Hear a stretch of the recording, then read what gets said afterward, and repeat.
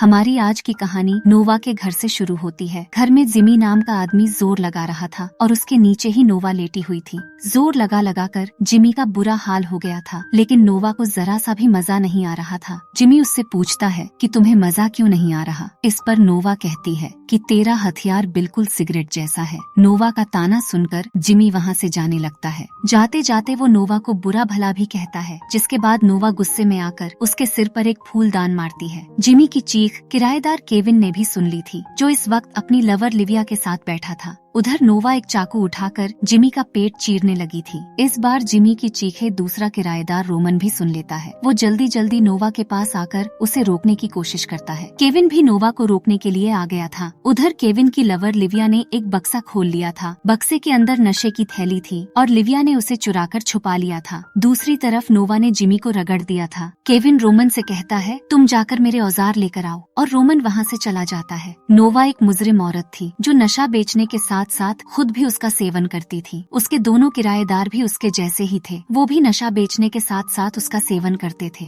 दुनिया में ऐसा कोई जुर्म नहीं था जो इन लोगों ने ना किया हो। देखते ही देखते केविन ने जिमी की लाश के टुकड़े टुकड़े कर दिए थे, जिसके बाद नोवा उन्हें एक फ्रीजर में रखती है ताकि खाली समय में उन्हें ठिकाने लगा सके। अब कहानी को एक मोटेल की तरफ लेकर चलते हैं। इस मोटेल में दो लड़कियां रुकी हुई थीं, जो तैयार होकर कहीं जाने की तैयारी कर रही थीं। काले बालों वाली का नाम रेबिका है, जबकि सुनहरी बालों वाली का नाम कैमली है। यह दोनों घर घर जाकर धार्मिक किताबें बेचती थीं और किताबें बेचने ही इस कस्बे में आई थीं। मोटेल के मालिक को कमरे का किराया देकर दोनों किताबें बेचने चली जाती हैं। इनके पास एक गाड़ी भी थी और यह उसी में घूम फिरकर किताबें बेचती थीं। कुछ ही देर बाद दोनों एक घर के दरवाजे पर आहट करती हैं। दरवाजे की आहट सुनकर एक औरत ने दरवाजा खोल लिया था। कैमली उसे किताब बेचने की कोशिश करती है, लेकिन औरत उन्हें गन दिखाकर वहाँ से भगा देती है। इसी कस्बे के आसपास ही नोवा का घर भी था। केविन को पता चल गया था कि लिविया ने नशे की थैली चुराई है, जिसके बाद वो उसे सजा देने की तैयारी कर रहा था। रोमन अपने कमरे में बैठा कोई घटिया सी फिल्म देख रहा था। प्यासी नोवा बाथरूम में बैठी अपनी गुफा में एक पाइप घुसा रही थी। उसी पल दोनों लड़कियां भी किताब बेचने नोवा के घर तक पहुंच जाती हैं। घर में केविन लिविया को मार रहा था और लिविया चीख चीख कर उससे माफी मांग रही थी। उसकी चीखें सुनकर दोनों लड़कियां एक खिड़की से अंदर देखने लगती हैं और तभी केविन लिविया के सिर पर गोली मारता है। लिविया की मौत देखकर दोनों लड़कियां डर गई थीं।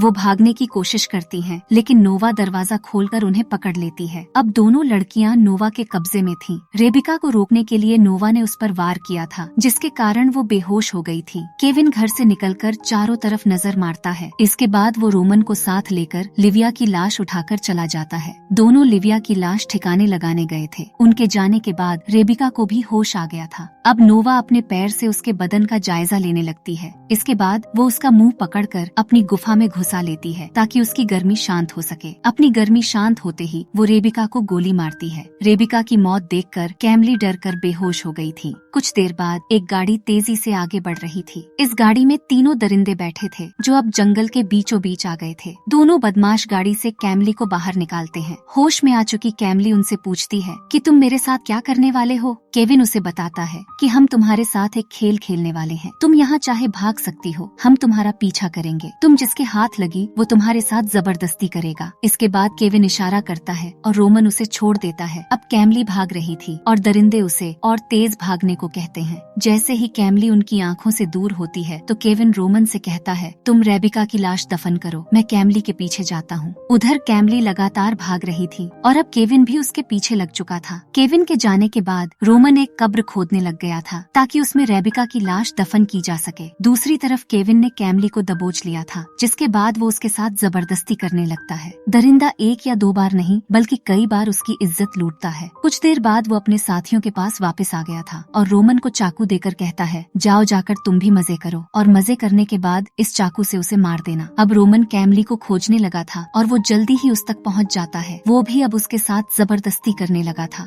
जबरदस्ती करने के बाद वो उसे मारने की कोशिश करता है, लेकिन मार नहीं पाता। मौका देखकर कैमली वहाँ से भाग जाती है। दरअसल रोमन को कैमली खूबसूरत लगी थी, इसीलिए वो उसे मार नहीं सका था। वो केविन के पास जाकर उससे झूठ बोलता है कि मैंने कैमली को मार दिया। अब कहानी कुछ दिनों बाद एक सरकारी अस्पताल से शुरू होती है। कैमली अस्पताल में दाखिल थी और डॉक्टर उसका इलाज कर रहा था। कैमली बचपन से ही अनाथ थी, जिस वजह से उसके पास कोई नहीं आया था। उसकी जिंदगी में सिर्फ एक ही सहेली थी, लेकिन उसे तो नोवा ने पहले ही मार दिया था। कैमली को काफी अंदरूनी चोटें लगी थी, जिस कारण उसकी हालत बहुत खराब थी। कुछ दिनों बाद कैमली ठीक हो गई। अब वो जल्दी जल्दी अस्पताल से निकलना चाहती थी, क्योंकि वो पुलिस के लफड़े में नहीं पड़ना चाहती थी। वो एक नर्स की वर्दी पहनकर अस्पताल से भाग जाती है। रास्ते में उसे एक बदमाश मिलता है जो उसके साथ बदतमीजी करने लगा, लेकिन कैमली उसे मारकर वहाँ से आगे बढ़ती है। वो अब पूरी तरह से बदल चुकी थी। उसकी जिंदगी का बस एक ही मकसद था और वो था बदला। अगले दिन कैमली एक पुराने गैराज में पहुँच गई थी। वो यहाँ से कोई गाड़ी चुराने की कोशिश करती है, लेकिन किसी भी गाड़ी का लॉक नहीं खोल पाती। कैमली देखती है कि गैराज के आसपास कोई नहीं था। इसी बात का फायदा लेने के लिए वो गैराज में बने घर में आकर गाड़ी की चाबी खोजने लगती है। चाबी खोजते खोजते उसके हाथ एक बंदूक लगती है, जिसे देखकर उसकी आंखों में चमक आ गई थी। चाबी खोजते खोजते वो घर के और अंदर चली जाती है और एक कमरे में उसे घर का मालिक जिम नजर आता है। जिम एक लाश के साथ लगा हुआ था। उसने लड़की को पहले मारा था और अब वो उसी की लाश की इज्जत लूट रहा था। कैमली को अब जिम जैसे लोगों से नफरत हो गई थी। वो उसके सामने आकर उसे भी मार देती है। जिम की मौत के बाद उसकी बंदूक और उसकी गाड़ी की चाबी कैमली के हाथ लग गई थी। जिम के घर से निकलकर कैमली उसी कस्बे की तरफ जा रही थी। यहाँ 3 दरिंदे रहते थे।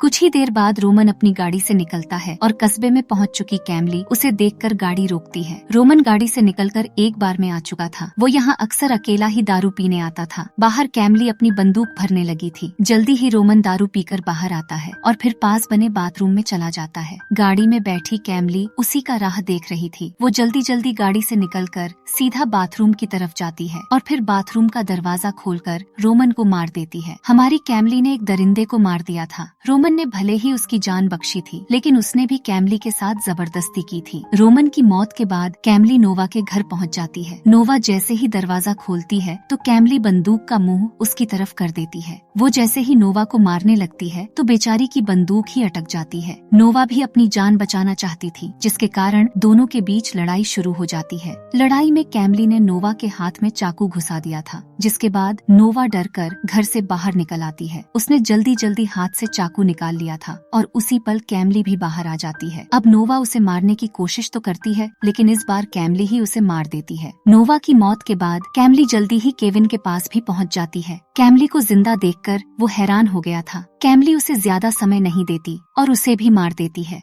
हमारी कैमली ने 3 दरिंदों को मार दिया था, जिसके साथ ही उसका बदला भी पूरा हो गया था। बदला लेने के बाद उसे थोड़ी बहुत शांति तो मिल गई थी, लेकिन वो पुरानी जिंदगी नहीं जी सकती थी। कहानी के आखिर में कैमली खुद को गोली मारकर मर जाती है। वैसे कैमली की मौत तो उसी वक्त हो गई थी जब दरिंदों ने उसके साथ गलत काम किया था। वो तो बस बदला लेने के लिए जी रही थी, ताकि उसकी सहेली की रूह को शांति मिल सके। हमारी वीडियो देखने के लिए बहुत बहुत धन्यवाद।